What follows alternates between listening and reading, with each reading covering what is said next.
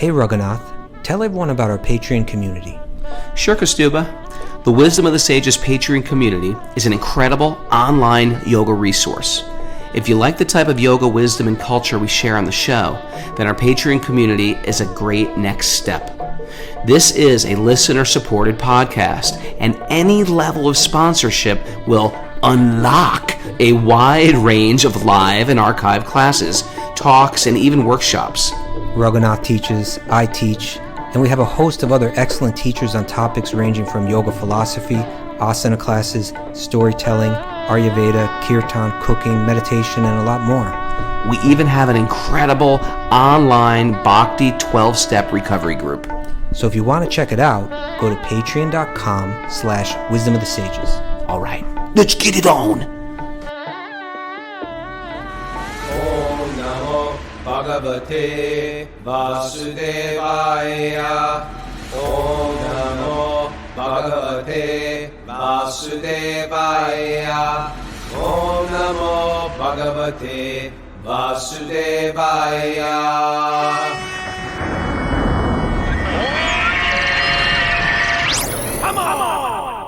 Live from Super Soul Farm, this is Wisdom of the Sages, a daily yoga podcast with your host, Raghunath, and co-host and senior educator at the Bhakti Center in New York, Kaustubha Das. Welcome to the show, everybody. Welcome to Monday. Makeover Monday. Whew. I need a little makeover today. I'm all wiped out from my traveling. Yeah. How did the show go? You did the Youth of Today show in Austin? It was good. It's a good show. I got my Youth of Today shirt Tore on. it up. Today. Tore it up. Is it uncool to wear your own shirt, or is it really cool? I don't know. It's either really uncool or really cool. I can't decide, but I just put it on because I like the logo. All right. What did you do this weekend? I had my Oxford thing going on. Yeah. And it sounds fun. It was actually. It was, and that was with Sahagarahi's husband, Bhrigu Muni, and he was very impressive. He was very learned, and he struck me as a very evolved being. I was impressed. Very interesting. We had a very fascinating conversation. He wrote a whole book on the Gaudiya Vaishnava understanding of what is a guru. So we discussed that. Yeah. This is like a secret elite. What's that club at Yale called, Mara? Skull and Bones. Skull and Bones. It's not at all like that. Of the Hare Krishna movement. You can't even get in there. Just because you're not in it, right? I was not welcome, invited into. You need an invite to get to this group? How did you get into Oxford and I didn't? I don't know. Why is that so funny, Mara? Anyway, it was really nice. That was Saturday. Yesterday I hung out with the Keshwar. I'm going to start my own secret society. Go for it. Nobody's holding you back on that, Raghunath. The treasure hunters. Okay. And I hung out with the Keshwar yesterday, Eric Casanova. He is the original singer of the Cro-Mags. Yeah. One of the original friends of Harley, and you hung out with him. How is he? Yeah. He's doing good. It's really nice to see him. It's been a long time. Very good. Well, so that's what I did. We're getting ready for Cindy Lunsford's retreat here at the Super Soul Farm. Okay. Excited. You seem like you're directionless. You're rudderless this morning. I'm rudderless, man. Mara, do we have any announcements? We do have some announcements. We have Bhakti recovery group meetings today at 1 and 9:30 p.m. Eastern time. Okay. And then coming up this Sunday for our Patreon members, Yamuna Bihari is offering a Marma Points workshop. Marma Points. What's that? Tell us about Marma Points, Raghu, briefly. Yeah, it's sort of meridians of the body. If you touch them, you feel happy, sad, elated, or could kill a man. Okay. Depending on how they're death used. grip. It's the origins of the Vulcan death grip. All right. Some people don't even know what the Vulcan death grip is. Oh, well. No, if you look, I'm looking at the faces here on Zoom. They don't know Bruna G from Ireland. She has no idea what the Vulcan death grip is. See, she's like totally confused. I'm just looking. But it's like it's an Ayurvedic. Nothing. Isabella Lacourt. Even Laura Marco knows nothing about the Vulcan death grip. Really? Karuna does not know. Karuna's Vulcan completely She's lost. a completely. She doesn't even know who like Scooby-Doo is. You can Google it, people. Vulcan death grip. But yeah, marma therapy, that's like a Ayurvedic practice of like acupressure, I suppose, right? Yes. All right. Yeah. Now is where we move on to the nugget, Raghunath. And it's a new week. We have concluded our Henry David Thoreau week, and we've moved on to... Mick Jagger week. Today is all the spiritual things Mick Jagger has ever said. He might have... We could probably do that, but I we're can't not doing get no satisfaction, and I've tried. And I've tried, and I've tried. That's a deep statement. it. Okay. There is no satisfaction in the material world. And this guy had everything. Okay, Raghunath. He could have whatever he wanted, whoever he wanted, whatever he wanted, go wherever he wanted, yet his heart is still not satisfied. And that goes hand in hand with my good friend Bono. Raghunath, just... I still haven't found what I'm looking for. He's so been deep, north and Raghunath. south and east and west, traveled all over the world, had platinum records. He still hasn't found what he's looking for. Okay. Maybe he's got to read the Bhagavatam. But... Or maybe but- he's advanced in Krishna consciousness and he's like, where is Krishna? Where is Krishna? I still haven't found Krishna. Maybe he's like a topmost devotee. Bhakti Bono. Just go ahead, run it out of your system, Raghunath. Just, Hey, I'll those just are sit both, here and wait. both those songs. When I hear them, I'm like, yes, Krishna consciousness. Okay. No, You got something better than Bhakti Bono? this was your idea. Don't put it on me. But I thought it was a great idea once I started seeing all of his nuggets. C.S. Lewis. C.S. you Lewis, go. this guy is deep. He is deep. You know, He wrote famous books. Mere Christianity. What else? The Clockwork. The no. Screw. The Screwwork. Chronicles of Narnia. No, not. No, Yeah. He wrote the Chronicles of Narnia? Yeah. Yeah. That's what he's famous for, Raghunath. Really? I had no idea. You're like, no, he wrote Clockwork Orange. No, not Clockwork Orange. The Screw Tape. Screw tape manual. letters. Screw Tape letters. Thank you. You had to read that in private school, Mara, I bet. We didn't. No, but it appears that he was, you know, I never read the Chronicles of Narnia. Did you, Raghunath? No. I don't even know what they're about, embarrassingly. Oh, You it's know, like- good. I just saw the movie. He's something like they walk stories? into a closet and it turns into a fantastic world. But it's got like a Christian spiritual kind of theme to it or something like that? They Underneath it? they meet Jesus and no, I have no idea. I don't think Jesus is in that one. In any I didn't case- remember it being spiritual. I gotta Go recheck. back. Check it And I'm out. gonna look at it with a spiritual perspective. Okay. Anyway, let's hear one of his first nugget of the week here today. Let's do. You Okay. got it? You with us? Yeah, I forgot I'm the reader. It's tough to get of this the guy on nugget. program on Monday morning. You know, it's You know especially what? when he's I'm been a traveling. little jet lagged. Truthfully, I'm a little jet Okay. lagged. Jet lagged. I mean, there's only 1 hour difference. You know what though? I flew back. We played a show, and then my flight was at 5 a.m. and we had to get. I had to wake up at 2:30 to get to that flight. Okay, you're tired. You're tired. I'm tired. Okay. Prosperity knits like knitting. Prosperity knits a man to the world. Ah? Yeah, knits like knitting. Yes. Well, it's a weird word to Okay. hear in the morning. Knits. Okay. Start it over again. Prosperity knits a man to the world. He feels that he is finding his place in it. While really, it is finding its place in him. Ooh, I like that. I like that. Right? It's knitting him to the world. Like, yeah, I get this world. I can do this. Material world, I found my place in it. I know how to move in this world. I've become fortunate and successful. I've figured out the tricks to make it in this world. It's knitting you to the material world. Well, it's knitting. It's again. He says, in other words, you know, and when we say prosperity, let's just say like any kind of like in any kind of way that we are materially succeeding, right? Apparently, Yeah. right. So when we say prosperity, I think people think of wealth.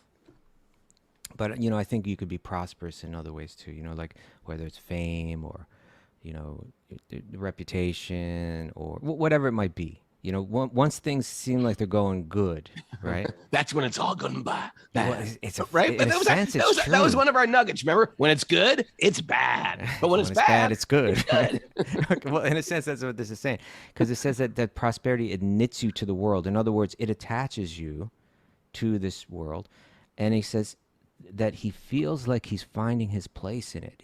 I feel like I found my place in the world now. Now you're really in that illusion, right? Yeah. Well, and then he says, why really it's finding its place in him. In other words, it's seeped in, right? It seeped into the mind. And really, you know, we could understand this as samskaras, right? Yeah. In other words, you start to have experiences of pleasurable things in life. And those experiences, they sink deep into the subconscious mind, and they sit there like seeds. Right? And it's really kind of, they can severely cloud our perception of reality, you know? Yeah. That is why, like 3 years ago, when I was really struggling in my marriage, I think it was our good friend Tara said, he's like, your marriage is not doing good. He goes, your marriage is doing bad. That's good. I mean, I'm not sure how far we want to take this. And I was like, what? He goes, yeah, because you really feel the pain of material existence. And he goes, if it's good, that's when it's bad. It's really true. There is a truth to it. You got to be a little careful with that one, but yeah, there's a truth to it. But you know, of course, where can give me? I'm going to put you on the hot seat, Raghunath. Give me a not necessarily the exact verse or something like that, but give me a quote.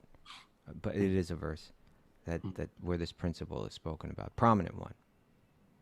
Ihisham sparsaja boga dukkha yognaya evite. Okay, I wasn't thinking that, but go ahead, share that. What is that one? That an intelligent person doesn't take part in the sources of misery, knowing that there's a beginning and an end. An intelligent person does not take part in the sources of misery, which come due to contact with material senses. Such pleasures have a beginning. Such pleasures, air quotes. Such pleasures have a beginning and an end. So the wise do not delight in them. Okay, I mean that's in the ballpark, but that just sort of flew out of my mouth. I didn't even think about it. All right. Well, it's lucky that it came close. Anyway. No, I was thinking of it. Let me give you a hint. It was spoken by a queen. Oh, Draupadi. I mean, Kunti. Prayers of Queen Kunti. Yeah. Let the calamities come again and again. Well, just after that, even tighter. My lord, your lordship can easily be approached, but only by those who are materially exhausted. One who is on the path of material progress, trying to improve themselves with respectable parentage, great opulence, high education, and bodily beauty, cannot approach you with sincere feeling. That's such an amazing verse. It's like any of your self-help gurus. You trying to improve yourself? Okay, then you can't approach God. Now, the idea is that to the degree that I'm really trying to knit myself into this material world, it's in the moments of great destitution that we can approach God in with sincerity, right? With deep sincerity. So it's actually the next verse, because there's no hope for the material when we feel no hope in this world.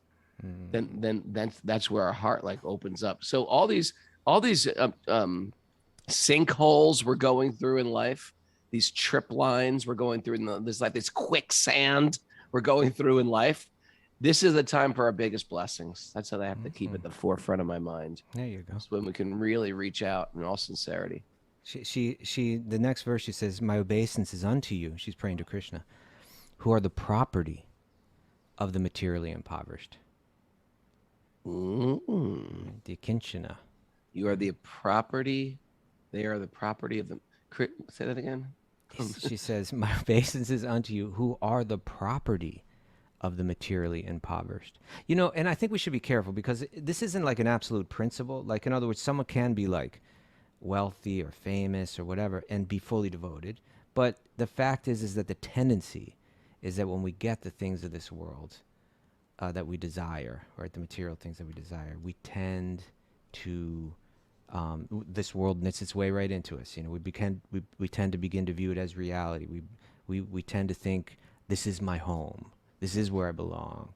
And the depth of our clear insight begins to get a little, a little foggy, right? Now, there's so many stories of very wealthy people, kings, emperors, even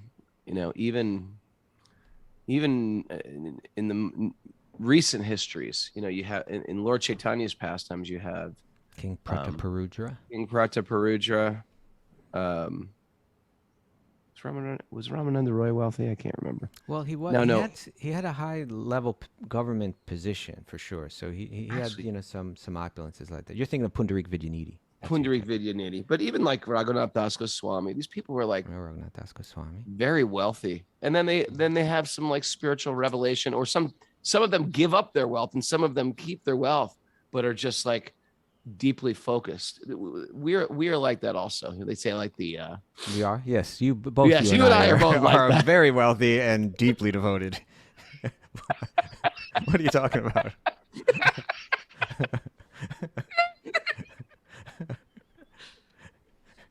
Okay, we lost him. He's gone. Well, he's gone. Pull it together, Raghu. What are you trying to say? Tell us what you're trying to say. I don't even know what I'm talking about. Okay, maybe we got to move on to the Bhagavatam. Anyway, that was a very good one. That was a very good quote. It's a good quote by C.S. Lewis. But this is, I just think of it this way, though. One thing that I really appreciate, one thing that really sold me on all of this Bhagavad Gita and, Eastern and stuff and Vaishnava philosophy. And what was the thing that sold you on it? One thing that sold me on it was that these kind of, like C.S. Lewis will say this, and I think a spiritual person can feel a sense of truth in it, right? He's right. I've experienced that myself, and I've seen it in others. When one becomes prosperous in this world, you do kind of think like, okay, I found my place in the world, but really the world is affecting you, right? You're being changed by the world, and how you see the world and how you behave, all that's being affected. But when you get to yoga philosophy, when you get to Vaishnavism and bhakti and all of that, it's got a whole science there to explain it, like in this detail, like for instance, how the mind works and this idea of samskaras, right? The idea of how the mind is divided there's the manas, right, which is like this impulsive aspect of the mind that has its likes and dislikes kind of programmed into it. And you got the ahankara, the false sense of identity. And then you have the buddhi, which is that say rational part of the mind, where judgment is involved. And the role that the buddhi, like in other words, if we consciously make the effort to study these sacred texts and reflect on them and apply them, then that becomes like this filter within the mind. And even as and this is why a wealthy person can avoid the world knitting its way into him. Because as those samskaras, as those experiences that a wealthy person would experience filter in through the senses, they pass through this buddhi, this intellect, which is shaping those samskaras before they're stored, right? So like where one person, like they're experiencing the results of wealth and they're saying, this is great, I'm special, I'm better than others, and I'm enjoying like crazy, I belong to this world is mine. And those ideas are getting sunk into the subconscious mind. The wiser person, those exact same experiences are passing through the filter of the buddhi. And they're going to shape those impressions as they go in, that like, I'm enjoying the results of my good karma, which are temporary and which are going to soon disappear, and I should not become bewildered by this. And then they get stored like that, right? And Krishna calls this buddhi yoga in the Bhagavad Gita. So like so while I appreciate, I don't doubt for a second that C.S. Lewis had real spiritual realizations, or I can feel it as I'm reading his words.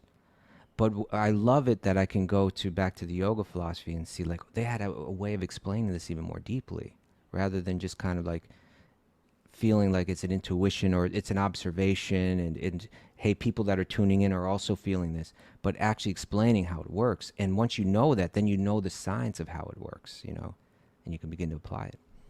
Mr. and Mrs. Smith on the message board said, Narnia is heavily symbolic of a perfect world or heaven. Mm-hmm. At the start of the book, an evil queen known as Mara. No. The queen, known as the White Witch, has been ruling Narnia for 100 years. What does she represent? What does she represent? Give us more info. Anyway, now I'm going to watch Narnia. Now I'm going to watch the movie. Oh, is there a movie of it? Oh, yeah. All right, Raghunath, let's keep it moving. Let's keep it moving. Let's get this going. All right. We got a new chapter today. All right. Narayanam namaskritya naram chaiva narottamam devim saraswatim vyasam tato jayam mudirayat. Before reciting the Srimad Bhagavatam, which is our very means of conquest, one should offer respectful obeisances to the Supreme Lord Narayan, unto Narayan Rishi, the supermost human being, to Mother Saraswati, the goddess of learning, and to Srila Vyasadeva, the author. Nasta prayeshva badreshu nityam bhagavat sevaya bhagavati uttama shloke bhakti bhavati naishtiki. By regular attendance in classes in the Bhagavatam and by rendering service to the pure devotees, all that is troublesome to the heart will become eradicated, and loving service to the Supreme Lord, who was praised with transcendental songs, will be established as an irrevocable fact. Om Jnana Timarandasya Jnananjana Shalakaya Chaksurun Milatam Yena Tasmai Shri Gurave Namaha. I was born in the darkness of ignorance. My teachers are opening my eyes with a torchlight of knowledge. I offer my obeisances at their lotus feet. Right. Reading from the Srimad Bhagavatam, Canto 4. What chapter are we on, Mare? Chapter 19. Text We 1. got some good. Mare's got some good lighting on her today, doesn't she? This is called Last Second Squirrel. But actually, we need to have a little context here, right? King Pritu's 100 horse sacrifices. Doesn't sound good. Doesn't sound good when you're new to this and you just come in here and it's gonna kill 100 horses. So we created a new name for the horse sacrifice, didn't we? At one point, Raghunath, you remember that? Yeah, we didn't like that word. It sounds like they're slaughtering a bunch. It sounds like a slaughterhouse. Horse slaughter. Yeah. So we called it Rejuvenation ceremony. Horse rejuvenation ceremonies. Yes, because the idea was that in this sacrifice, actually, an old horse was sacrificed, but it kind of emerged from the sacrificial fire in a brand new body, so it was like rejuvenated. Right? Are you a horse person, Mara? What do you call an old horse? Like a mare? I think a mare is a female horse. Yeah, I think a mare is a female horse. I don't know if there's a name for an old horse. Okay, you put an old a nag. Nag. You put an old nag in the fire, and out comes this new little pony.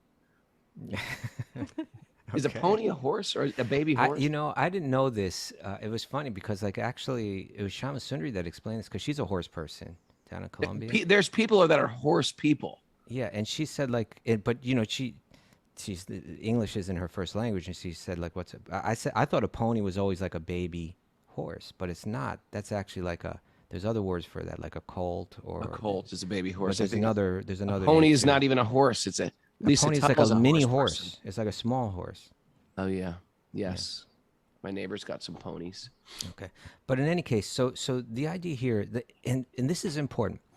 Everything that we're hearing about King Pritu it's coming out in the context of this Vedic culture, right? Where the king was responsible for maintaining the Dharmic behavior, the cultivation of good karma on behalf of the kingdom so that people prosper, they have the food they need, they have all the good things in material life are kind of manifesting for them by living this Dharmic life. Right? There's dharma. You behave well according to these. And all of these kind of strictures are really meant to bring out the higher nature in someone. So it's kind of like training one. And the reward is that you get the good things in life, and that's a step up for the entire society. But what's happening in Bhagavatam, and this also comes from my Oxford studies, Raghunath. But this idea of don't feel envious when I say that, Raghunath. I see you. I see my own secret society going because you're not invited. But a brilliant scholar and really sweet, wonderful devotee, Radhika Raman Prabhu, also known as Ravi Gupta, right? Professor Ravi Gupta, who was this child prodigy person. We got to have him on the show for sure. We got to get. But in any case, he was talking about Bhagavatam, and he was talking, what a special book this is, and part of what's unique and special about it is because it's showing what he called them dharmic reversals. Okay? meaning that Tell me. well, meaning that like the dharma of the Vedas, which are again teaching this religiosity, this piety, right? It's a good thing, but it's not the conclusion or the very goal of life, right? The goal of life is not to be religious and reap good karma from it. That's a step up from a world where, like our world, where we live in, where we're reaping horrible karma and nobody's acting dharmically, right? It's a beautiful thing to be in touch with nature, to cultivate a sense of generosity and gratitude, and see the personality behind every aspect of nature and connect with them through ritual and so on. And that's what these horse rejuvenation ceremonies were all about. But what happens in Bhagavatam is it's a book that's pointing out that that's not the end goal of all of this, right? And so therefore we see what he called dharmic reversals. What's shown, like what's highlighted in the Vedic literature gets turned upside down in Bhagavatam so that you get it, that that's not what it was all about. So for instance, like whether that have to do with age, whether that have to do with gender, whether that have to do with caste, or birth, whether that even have to do with species, like we see like, like for instance, elders are normally like respected in a dharmic society, but here in Bhagavatam, Prahlad, Dhruva, little boys are like, kind of instructing, they become the instructors. Even we see an asura, right? Like someone born in the dynasty of the demons, like Prahlad, and especially the story of Vritrasura becomes real important, where the asura becomes actually more evolved. He expresses himself as more evolved than Indra, who's like the emblem of good karma and piety and righteous dharmic kingliness, right? The king of heaven. So Bhagavatam is going to show us again and again. It's going to have these dharmic reversals. Now, this is what's going to happen. This chapter is all about that. And again, Indra becomes the, what do we call it? Like in a sense, the fool, in this story. Right? He embarrasses himself. He humiliates himself. He does that a lot of times. And the thing is, if you go to the Vedas, you're not going to find that, right? Like Indra is like just... He's the prince. He's the glorious. emperor. Yeah, he's the person that you're offering sacrifice to. He's the guy you want to be. He's got everything. Yeah, his position. Indra is a post, right? It's not a person. It's like a post that you take, right? And I mean, they're all. Yeah. Well, not all, but so many of these, most of these positions of the devas, of the demigods, they're posts that someone. So it's described someone has to live a very dharmic life for many, many lifetimes to ascend to becoming that. Imagine how many souls there are in the universe, right? How many jivas there are. It's like incalculable. That's like a lottery. Yeah. So I mean, it's like beyond any lottery. Imagine that. Yeah, it's crazy. Is that one being in the entire universe that's like lived this incredible life of good karma and piety, you rise to that position. But here we see that even if this is why Bhagavatam's, it's seeking out these stories, right? Indra in the Bhagavatam, again and again, he makes a fool of himself, right? He makes a fool of himself here by stealing the sacrificial horse and embarrassing himself. He makes a fool of himself when he doesn't respect his guru Brihaspati, right? Later, I think in the 9th canto. He makes the biggest fool of himself when he tries to wipe out Krishna's whole village in the 10th canto, right? That's like the most severe offense, that you could do. Well, there's a couple other good ones too. There's more too. There's a few other good ones. When he disguises himself as the sage, and that's this one. That's this one with the horse sacrifice. Oh. Yeah. This guy has sex with the wife of the sage? That's another one. That's another one. In disguise, he clones himself to look like the sage. And that comes out here too. The idea, it's said in this story that we're going to read, this chapter, it said that this is kind of the birth of like what's super common now, like the kind of the phony holy man, right? Where Indra dresses up as a renunciate, in the saffron cloth of a sannyasi, fakes it so that he can do his nefarious horse stealing. He's a horse thief, but in any case, wrestler. Yeah, but in any case, this is what we see in Bhagavatam. Indra, who's like glorified in the Vedas, is again and again why is he being humiliated? Why of all the stories of Indra? You could talk about his great battles against the Asuras. You could talk about his, his wisdom, his wealth, his opulence. But in Bhagavatam, again and again, Indra becomes like embarrassed, because in this book, the conclusion of all those books, Vyasadeva is trying to show that I told you a lot about piety and good karma, and that's a step up. But what I really want you to understand is that there's something beyond that, and, right? And that's devotion. And so here we're going to show that even if you reach the top position as a materialist through Dharmic living, still life is suffering. Still you're embarrassed. There's something beyond that. And so that's going to be highlighted here. So there's a Dharmic reversal where an earthly king proves himself to be more holy, more powerful, more virtuous than the king of heaven himself, King Indra. There's a Dharmic reversal. All right. You're muted, Raghunath. Oops. There we go. Let's dive right into this. Here's text 1. The great sage Maitreya continued. So here's our narrator, and he's speaking to Vidura. Dear Vidura, King Pritu initiated the performance of 100 horse rejuvenation sacrifices at the spot where the river Saraswati flows towards the east. This piece of land is known as Brahmavarta, and it was controlled by Swayambhuva Manu. When the most powerful Indra, the king of heaven, saw this, he considered the fact that King Pritu was going to exceed him in fruitive activities. Thus, Indra could not tolerate the great sacrificial ceremonies performed by King Pritu. Okay, we need to read this commentary right here, right? So, but again, this is also something that we see again and again, right? Whether it's in Bhagavatam, we also see it in Mahabharata, I believe, right? Where Indra becomes afraid, right? He's fearful. He sees someone else beginning to whether it's performing severe austerities and therefore gaining power through it, or here through being very pious and doing great acts of sacrifice, their piety is going to surpass my own. They may take my position.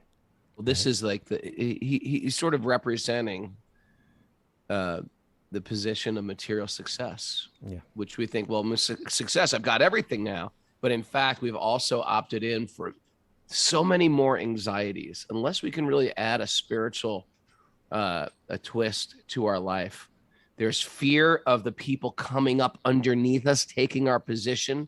There's the hope to get a greater position. If I have that great position, I'm trying to like batten down the hatches and try to keep steadfast there. But generally, that type of great opulence means more anxiety. And here is this lowly human king in his mind. He's thinking he's a lowly king, and he's trying to compete with me.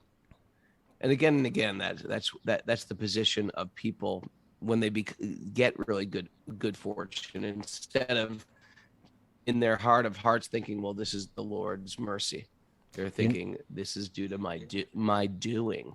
Yeah. And therefore, they once they say it's my doing, they have to figure out, man, I got to keep this now. I figured out how to get here, but now I got to figure out how to keep this. And everybody's biting at my heels. Did you ever feel like that as a musician, Rogan? Yeah, I was going to say, like, you were like kind of musician scene is like riddled with it, but it's also all over any place in the workforce. You know, where you're trying to climb up ladders of success. Right. There's always people trying to take you out. The apprentice is trying to take you down. And you're trying to give. I'd imagine for like musicians, when they finally reach like, okay, they got a #1 record and they're on the cover of all the magazines, but then immediately there's the fear that another band is going to come and like knock you off. No way. Yeah. Yeah. It never ends. It never ends. That's why these stories are so good. Indra has everything. And now he has everything to lose. Some upstart. And the thing was, this horse rejuvenation ceremony, right? The idea was that you would send this horse out to other kingdoms, and then it would return, right? I guess a bit older, right? But it was kind of like when you sent the horse into the other kingdom, either they would capture the horse, or they would allow the horse to return, indicating that we submit to you as the king. They have to put some tax in the horse, in the baskets of the horse. A little, okay, a little some tax. jewels. And so yeah, with all that wealth and with all of that, so in order to perform this is very difficult. Then what to speak of like the intricacies of the ritual itself. And Indra had done this ritual 100 times, right? I don't know if he did it in the previous life or as Indra. Perhaps in his previous life, that's how he rose to the position of Indra, right? Perhaps, I'm not sure about that. So now he sees that another king he's going to do 100 also. And so after the 99th one, he stole the horse so that he couldn't do it anymore. It was like Mara. What about Mara? Yeah. I got a trivia question for you. When Arjuna was sent to do this with the horse and collect the wealth, and he got so much wealth, they gave him a name for that. What's that name? Ooh, can I get a hint? Well, what is the word for? Raghunath said you'd have to give a little donation or Tax. No, but what's the Sanskrit word? Do you know the Sanskrit word? Where we get the Dana? English word. There Dana? you go. Okay. You're close. That's a big All right. hint right Somebody there. put it on the board Dana. before Mara, and you win. Dhananjaya? There, boom. Dhananjaya. Did you get that off the board? Karuna, 8 years old, gave it to me. Little on the Karuna, chat. 8 years old. Karuna wins again. But imagine this scene, and we're gonna read the whole thing. But imagine it's like, oh no, he's done 99.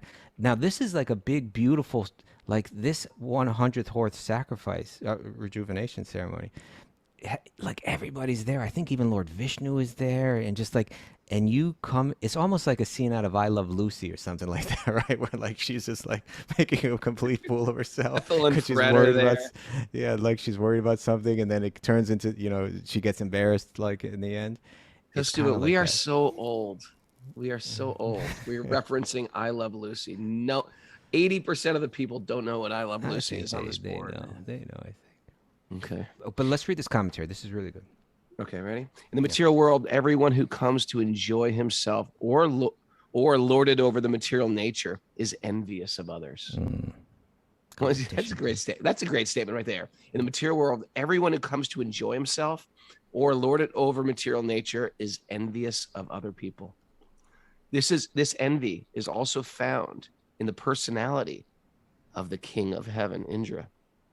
As evident from the right at the this is everybody. Sometimes it's even people who have low positions, low position in the material world. Oh, you see it all the time, like in the streets and stuff like that. It's just like people fighting over the most insignificant things. Yeah.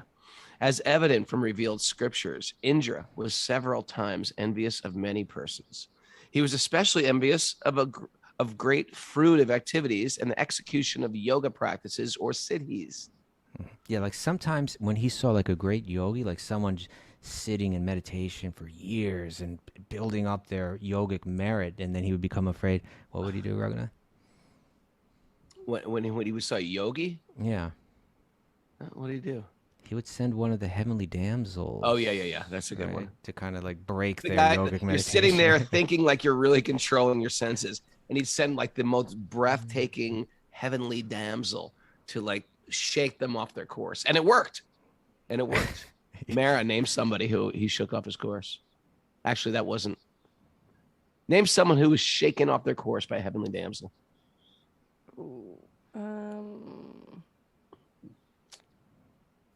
Ooh, well, Krishna drew named the heavenly damsel. Yeah, I was gonna hit you with that. Oh, Durvas. That was not See, Durvas. Menaka. No, I was thinking it was Vishvamitra, maybe? Was it I was thinking of Vishvamitra? Vishwamitra too. Durvas, I don't think was shaken off, but Menaka tested. I thought it was Vishvamitra, but I could look that up. Menaka. No, I think that was. Look at us, we're completely lost. I think I got it right. I think it's Menaka and Vishvamitra, but I could be wrong. But imagine how embarrassing that is. That like you're sitting there in your heavenly kingdom and you're getting worried about this earthly yogi who's just a pious, saintly guy that's just like doing, you know, something. Just trying to be special. good, just trying Yeah. to control his senses, and all of a sudden And so then you he's got call. to deal with Zsa Zsa Gabor. Yeah, well, of then the you heavenly planets. then you call this heavenly Zsa Zsa Gabor into your like you know, whatever, to her, you know, you meet her, you're on your throne, and you're explaining to her like her mission, you know, and you're trying to, you know, man, you're probably like, hey, he's really handsome and you know, great yogi, you're gonna like Yes. this guy, you know, go there, and you know, it's like how embarrassing, you know. Yes. was Oh, Vishwamitra. Krishna. You were Continuing correct. on. Yeah, it is Vishwamitra, Kaustubha. Yeah, there you go. And Menaka. Okay, let's continue, Raghu. Yeah, that was good. As evident from the revealed scriptures, Indra was several times envious of many persons. He was especially envious of great fruitive workers and activities of the execution of the practices of practices or siddhis. So great fruit of Indeed. workers means people doing these, like here, Pritu, who's doing these rituals, and yogis would be like a Vishwamitra. Indeed, he could not tolerate them, and he desired to break them up. He was envious due to fear that those who perform great sacrifices for the execution of mystic yoga might occupy his seat. Since no one in this material world can tolerate another's advancement, everyone in the material world is called a matsara, Okay. envious. All right, we're going to have to quote Morrissey here. This is a Okay. great I Morrissey. thought you were going to quote Bhagavatam because like I was going to that's a quote really important Bhagavatam, then I word. thought, no, Morrissey. Okay. We hate it when our friends become successful. Okay. Yeah. So, but this maybe when we complete this, we'll look at this word matsara. Prabhupada will talk about it a little bit more here. Parmananda, put some Morrissey lyrics on the board for that one. It could have been me. Okay. Continuing on. But you'll keep reading this. Since no one in this material world can tolerate another's advancement, everyone in the material world is called Matsara, envious. In the beginning of the Srimad Bhagavatam, it is therefore said that Srimad Bhagavatam is meant for those who are completely near Matsaram. very Near important point. Matsaram, right? Yeah. Non-envious. We'll get to that. Let's keep going. Right. In other words, one who is not free from the contamination of envy cannot advance in Krishna consciousness. Right. And this is why we have this practice of when we feel good for other people's advancement in their spiritual life, in their material life. Oh, that's a litmus We're test. happy for people's happiness. This is a really simple takeaway. If we're on track on our spiritual life, when good things happen to people, we're happy for them. And when sad things happen to people, we're sad for them. Material consciousness is when someone is falling apart and their life is falling apart, we think we shouldn't be thinking, it's about time it happened to them. We should never rejoice in someone's sadness or failure. And if someone feels very, very happy, I shouldn't be like, damn, why them? Unfair. That could have been me. That's material envy. There you go. That's a good litmus test right there, Raghunath. Right? That is the litmus test. We're off track. In other words, one who is not free from the contamination of envy cannot advance in Krishna consciousness. In Krishna consciousness, however, if someone excels another person, the devotee who is excelled thinks how fortunate the other person is to be advancing in bhakti. Such non-envy is typical of Vaikuntha. However, when one is envious of his competitor, that is material. The demigods posted in the material world are not exempt from envy. Nice. So, in other words, when he says Vaikuntha, that means he's talking about the spiritual realm, right? Yeah. And so he's saying that what did he say? That is not, it is typical. Such non-envy is typical of Vaikuntha. Vaikuntha literally means Mara, Without anxiety. without anxiety. And so envy means anxiety, right? Envy means, someone's rising up. They're going to take my position. I want what they've got. They're going to take what I've got. And so Vaikuntha, the spiritual realm, means I have none of that, right? Now, but even just perhaps even more significant, this sentence here where Prabhupada wrote, he used this word near Matsaram, right? Near Matsara. He says that Srimad Bhagavatam is meant for those who are completely near Matsara, non-envious. And that goes to Raghunath Hadsi. What verse uses that word? Watch this. Watch me blow. I always like, step back. Step back. back. Watch this. Dharma projita kaitavotra paramanimatsaramosasam devyam Vedyam Vatsara. vedam. Amazing. Dharma Vastavam. projita kaitavatra paramanimatsaram devyam saram. You're mixing it up. Triyanmilanam Srimad Bhagavate Mahamuni Kritabi Kimba Para Ishvaraha. Oh man. Sadhyo. It's the second verse. It's 112. Yeah, It's 112. the second verse of the Srimad Bhagavatam.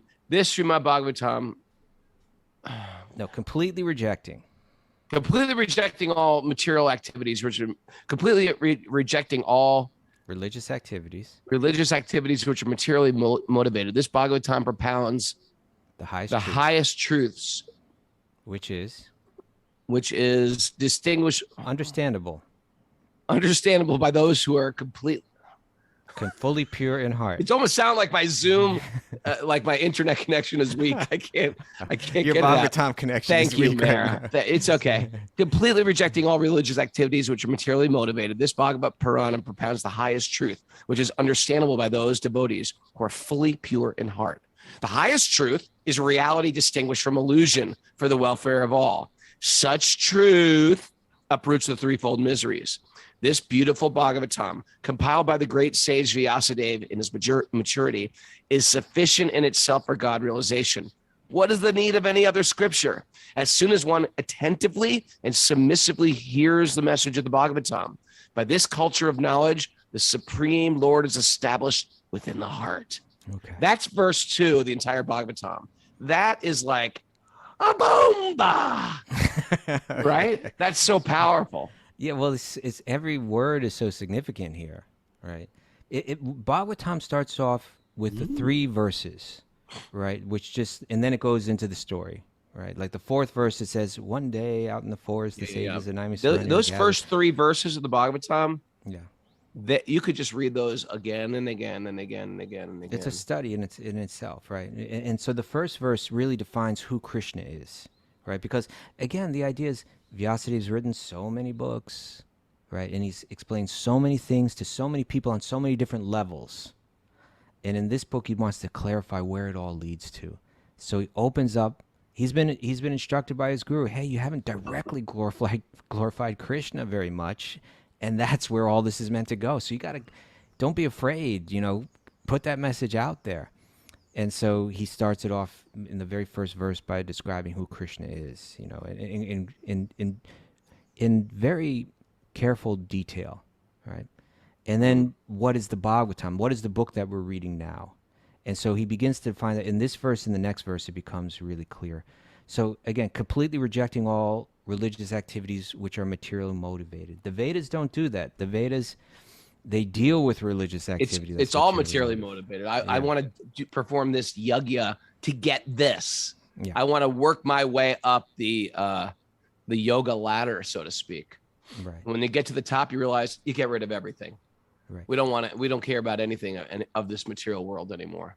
So then it says, so this rejecting all religious activities, which is materially motivated, this Bhagavad Purana, right? This Purana, you've read other Puranas, and they're going to go into other things and so on, but this Bhagavad Purana propounds the highest truth, Parama, right?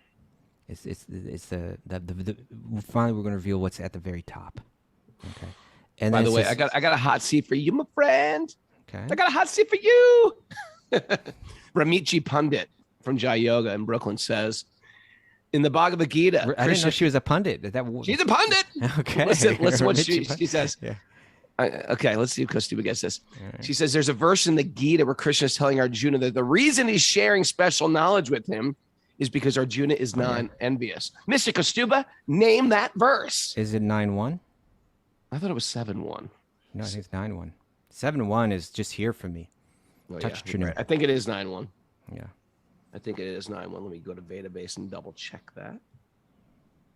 9:1. Okay. 9:1 is, yep, the personality of Godhead say, my dear Arjuna, because you are never envious of me, I shall part to this most confidential knowledge and realization, knowing which you shall be relieved from all miseries. Okay. Right? Yeah. So right? You get rid of envy, theme. you get rid of miseries in your heart. And the thing is, That's a great point. I'm going to explain it to you because you're not envious. Otherwise, you wouldn't be able to understand it. When we're envious, it clouds our ability to understand truth. How can you give the highest truth to someone that's incapable of understanding it? So this Bhagavad Purana propounds the highest truth, the Padma, right, which is understandable by the near Matsaranam, by those who are 100% pure of heart. They have absolutely no envy, right? When you're ready to let go, right? When you're ready to let go of, I want the things of this world. Once you think, I want the things of this world, you're going to have envy. You're going to have fear. You're not going to be able to understand truth. That goes with it. That goes with it. It all comes, it's one. Once you say, I want that boat, then as soon as you get that boat in the slip, there's another guy with a boat that's better than your boat. The slip. Is that what they call it? The slip? They call it a slip, yeah. Okay. I put a slip. And so therefore... That was good. Our Zoomers are getting more and more brilliant. They have this whole spiritual dialogue going on the Zoom board. It's true. It's true. Now, so again, let's go right through this verse. Completely rejecting all religious activities which are materially motivated. We got a whole different book here, right? This Bhagavad Purana propounds the highest truth, which is understandable by those devotees who are near Matsara, pure-hearted, no envy, right? This highest truth is reality distinguished from illusion for the welfare of all. Now, this is important. It says, such truth uproots the threefold miseries, right? That's a good one. That's a good one. The word is what's the okay, Raghunath, hot seat for you. This is hot seat day. What's the Sanskrit word for root? Mula. That's right, mula. And so this is saying that, you could go to Vedic literature and it's going to describe, okay, here's a hot seat for you, Raghunath. What is a ritual? He's double hot seating me. Well, you're doing good. What is the ritual? What is the name of a ritual that's meant to counteract bad karma? Like you've done something wrong, you know it, and you want to perform some kind of ritual that will directly remove the bad karma that you're destined from that activity. There's a word for that. Give me a hint. Starts with the letter P. Oh, Prayaschitta. There you go, Prayaschitta, right? So when you are concerned with the things of this world and you're reading the Vedic literatures, that becomes important to you, right? You know what? I've done something wrong. I know it, and when you really have that faith that I'm destined to suffer because of this, you become interested in how can I counteract that. And so this becomes a really important point that comes out in the 6th canto of the Bhagavatam, right? There's kind of an analogy that if, say you have a weed growing in a garden, right? Yeah. And that weed is analogous to your bad karma that's going to, sprout, and you got a seed of it sitting there, right? Karmic seed. Sooner or later it's going to sprout, and then it's going to grow. And you say, oh no, here comes the weed. I need to counteract this. So you cut the weed. Right, that's what Prayaschitta is compared to. Okay, I got rid, but still, it didn't uproot. You didn't uproot it. Exactly. You didn't uproot it, right? So it's going to grow right back. So the question is, what does transcendental truth have to do with uprooting the threefold miseries? How can that be? Because and here's my answer. Okay. By hearing truth on a regular basis, you no longer. It gives you your new identity, your genuine identity, your real authentic identity, not just like, how can I find my place in this world, in the yogic ladder, in this universe, in this society, in this family. It actually recalibrates your conception of self. Actually, I'm a spiritual person. I'm not even of this world. And from that, vantage point, you become free from the bondage of karma. You keep remembering what you actually are. We call it zooming out. We call it zooming out.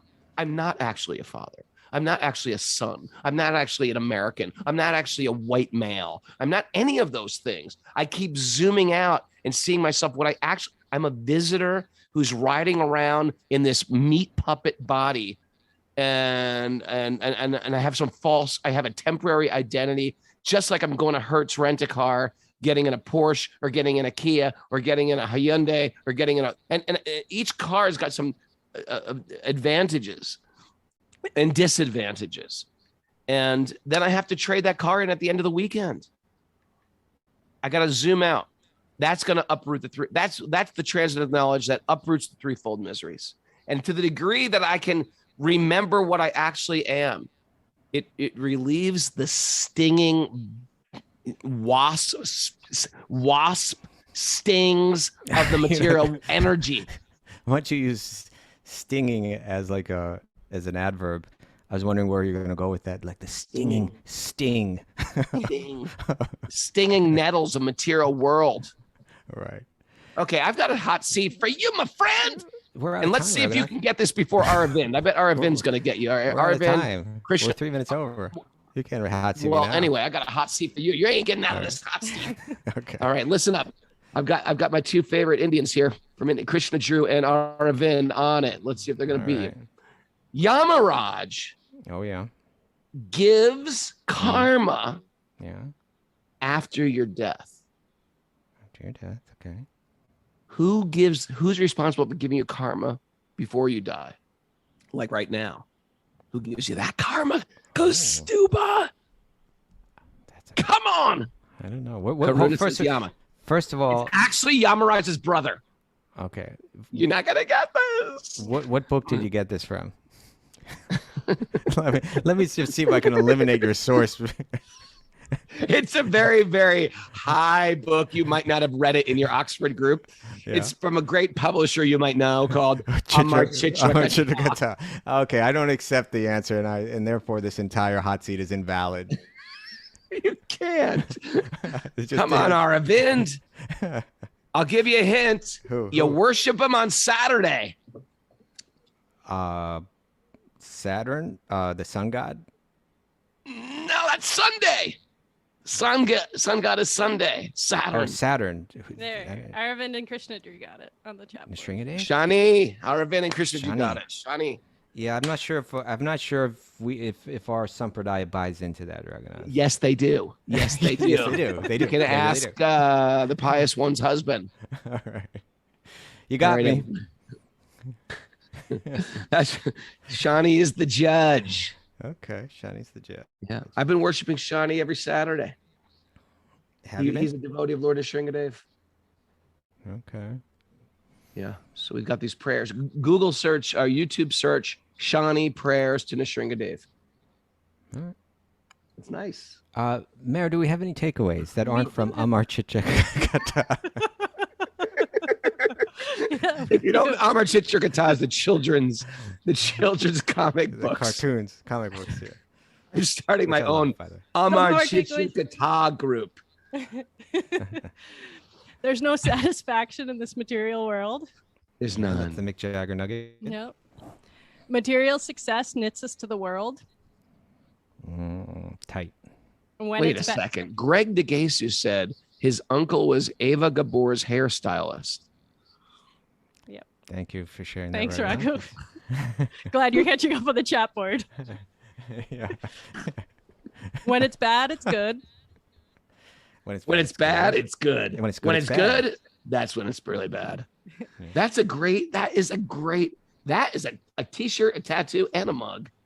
Maybe a song. When it's bad, it's good. When it hurts so good. That's Lauryn Hill. Okay. When it hurts so good. I think Hurts So Good was John Cougar Mellencamp. Sinkholes are the times for our greatest blessings. Sinkholes. In great desperation, we can approach Krishna with sincerity. Mm-hmm. I should start following sinkholes on #sinkholes on Instagram. I'm going to do that right now. Okay, go on. Even in Indra's position, there's suffering and dharmic reversal. That's right. Of course. There's even, yeah. Opulence brings arrogance and fear of losing our position. Mm-hmm. Opulence brings arrogance and fear of losing our position. It doesn't have to, right? But it can. Anything about litmus test here, Mary? Yeah, I'm getting to that one. Okay. Hi, I'm Kaustubha, and I'm pushing my litmus my test. takeaway. Please vote for my takeaway. Petitioning door to door. Raghunath, anything about Shani? Anything about Shani there?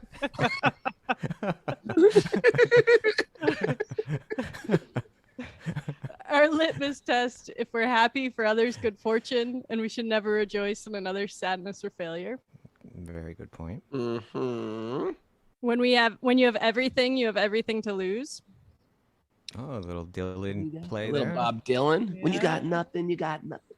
Did I said that? I Zoom think that was out. Bob Dylan, but maybe it was you. I'm not sure. I mean, I quoted Bob Dylan. Zoom out to uproot the threefold miseries, and Zoom use in your out. booty. Use your booty. Use your Shake it. yeah, shake it. Shake your booty. Oh, people. We shouldn't be happy this morning. It's only 7 o'clock. We shouldn't be this happy. Shawnee is the judge. How about everyone Shawnee hears- is the judge? Sure. Funny, is it? Maybe that should be a judge song. Get Parman Under. Let's get Parman under here. Shawnee's the judge. You think you're the judge, Mike Judge? Shawnee's the judge. Shawnee should sing for judge. You ever see Shawnee? He's big. He wears black dhotis. He's black skinned. He rides a chariot pulled by crows. Really, crows. Serious. Yeah. He's a big player. He was born of the shadow. Player. He's born of the shadow. Kaya. Okay. Kaya is the shadow goddess. Think about Okay. that. Thank Welcome. you, Raghunath. Welcome to my world, Kaustubha. Very informative information. Your Oxford people have no I just no knew. access to. I knew if I could eliminate your source, then I could escape the hot seat, and I believe I did effectively, Raghunath. My source is children's comic books.